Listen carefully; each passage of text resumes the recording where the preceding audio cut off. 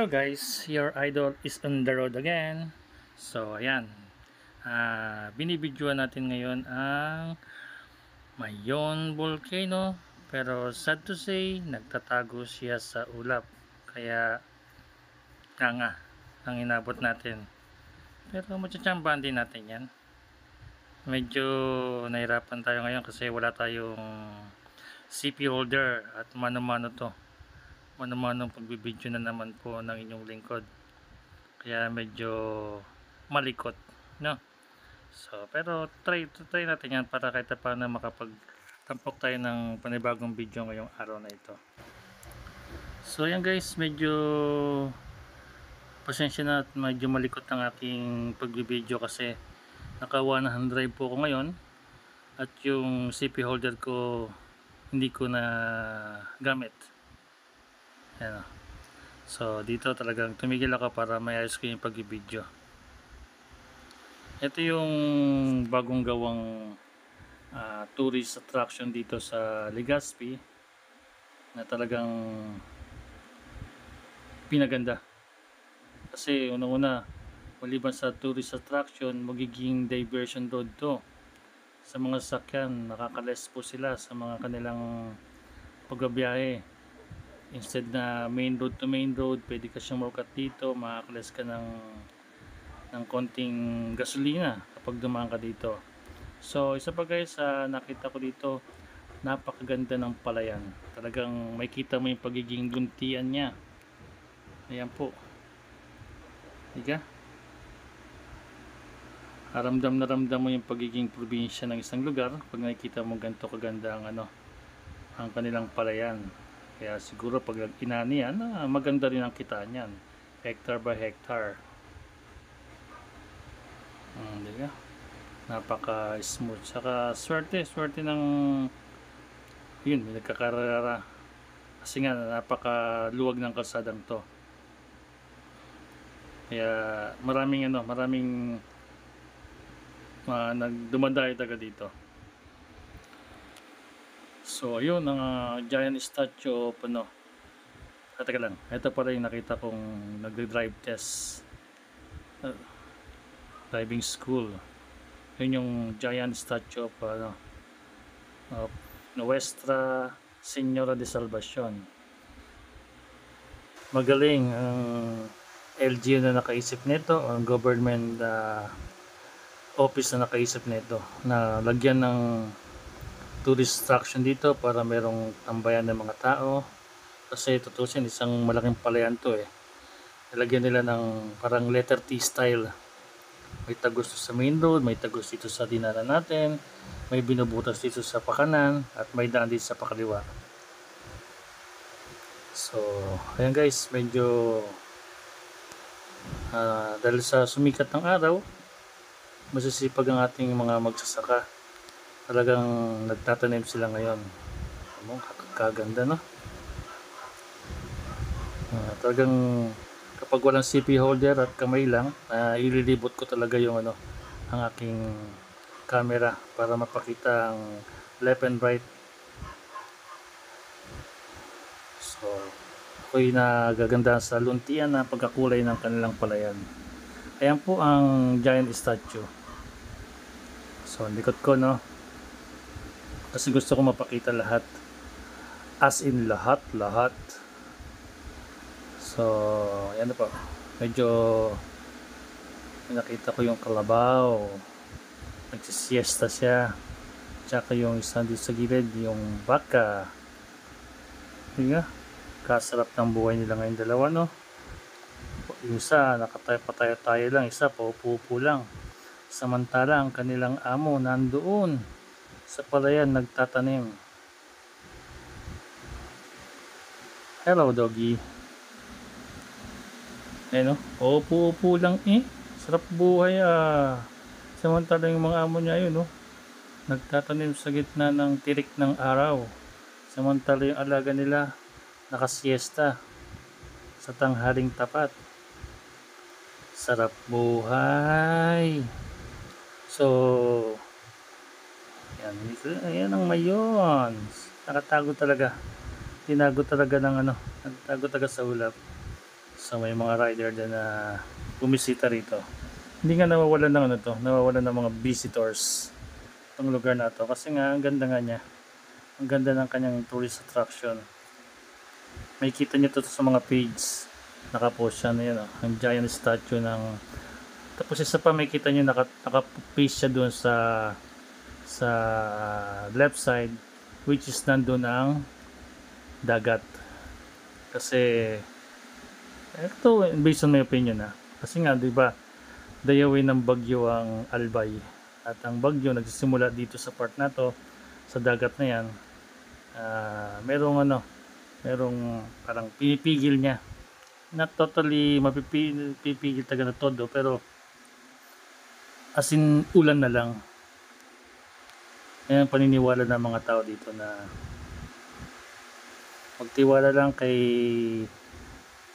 Nuestra Señora de Salvacion, ina ng awa, para yung mga malalakas na unos mapababa, mapahina niya. Hindi naman mapigil totally siguro yung ulan, pero hindi ganun kagrabe, not like before na talagang bagyo ang dulot ng mga ulan talaga. So kumana na ako kasi ito yung biyabanggit ko na isa pang daanan. Ito pag diniretso mo yan, diba? Yan, ito, diretso yan. Yun yung labas sa puntang Airport Road. Na malapit na paglabas mo yan, Airport Road, malapit na talaga. Hindi ka na kung usual na daan, talagang iikot ka talaga. Makakatipid ka. Pero parang hindi na yata operation yung dyan, yung runway dyan kasi nalipat na sa Daraga ang airport ng Albay. Nasa Daraga na siya kasi siguro iniwasan din ang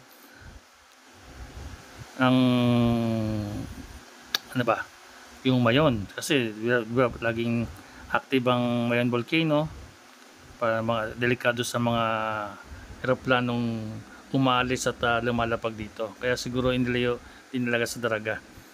Syempre yung yung access niyan kapag makakapekto sa mga eroplano. Isang reason lang siguro yon. So ito guys, pinabanggit ko sa inyo, ito yung daan na makakatipid para sa mga rider kapag ito yung dinaanan nila, kapag nabuksan na. Kasi ang alam ko dead end pa siya, hindi pa siya tapos ang dulo. Both side, itong kanan na to at saka yung kaliwa, hindi pa tapos yung dulo niyan. Pero pag nabuksan yan, malaking kaginawa sa mga sa mga motorista kasi nga malaki na yung titipid nila na nadadaan, na iikutan ba. Yan ito. Hindi ko pa alam kung anong name ng kalsada, wala pa siguro nilalagay dyan. Yan, ang dulo niyan dead end pa, pero yung dead end yun ilang meters lang, kalsada na, main road na. Tapos yung katabi nun parang yung airport road na agad, ganun. Hindi siya, parang cemetery yata yung lalabasan dyan. Pero kahit paano, makakatipid na, diga, ng konting biyahe pa. So, total dead end na yan, balik na lang tayo. Yun natakpan talaga yung Mayon kaya hindi natin ma-focus ngayon. So, ito muna ang Linyon Hill. Ito ang Linyon Hill guys, siya? Isang tourist attraction din dito sa Albay, sa Legazpi. Yung iba kasi umakyat talaga dyan, nag-exercise, yung iba nag-sightseeing, may telescope yata dyan. So focus muna tayo sa formation ng clouds. Kaya lang, na-miss lang ko kaya tinutukan ko. At kasi nakita mo naman na napaka-aliwalas ngayon at lumabas si Sunny, talagang ilang araw na nag-uulan dito. At pasalamat at lumabas si Sunny, nakapag-video rin tayo kahit paano. So, diga? Yun lang, medyo kaya pakita ko lang itong mga nasa paligid para pag kayo nabisita rito, huwag niyong kalimutan dumaan dito sa part na to. Ano naman siya madali naman siya makita kasi halos nasa gitna siya. At kita mo naman na malapit siya sa Mayon. Lalo na siguro pag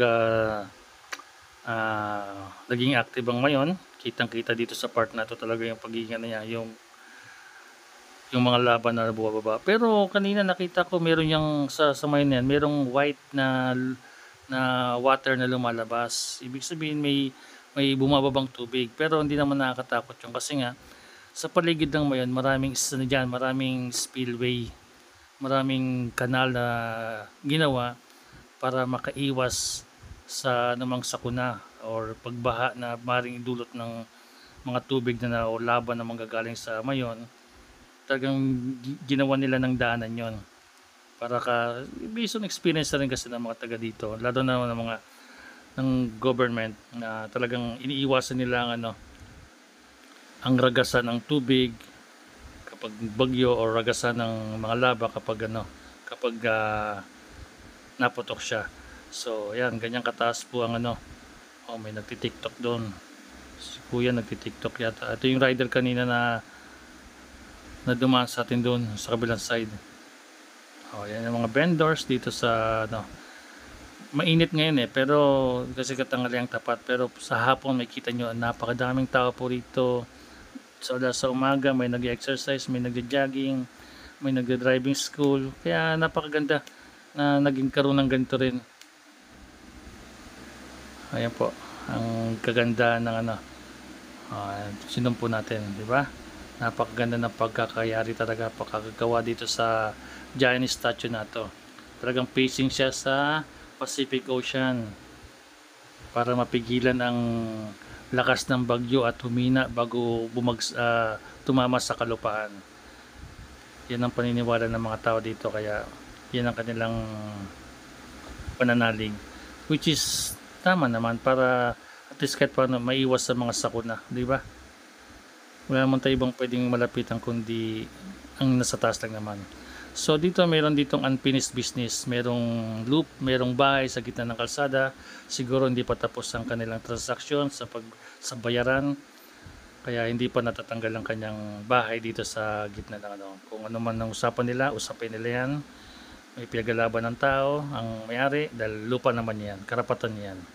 So guys, kung umabot kayo sa parte ng video ko na to, huwag niyo ulit kakalimutan mag-like, comment, share, and subscribe sa akin channel para lagi kayong ma-notify sa mga bago kong videong tinatakel.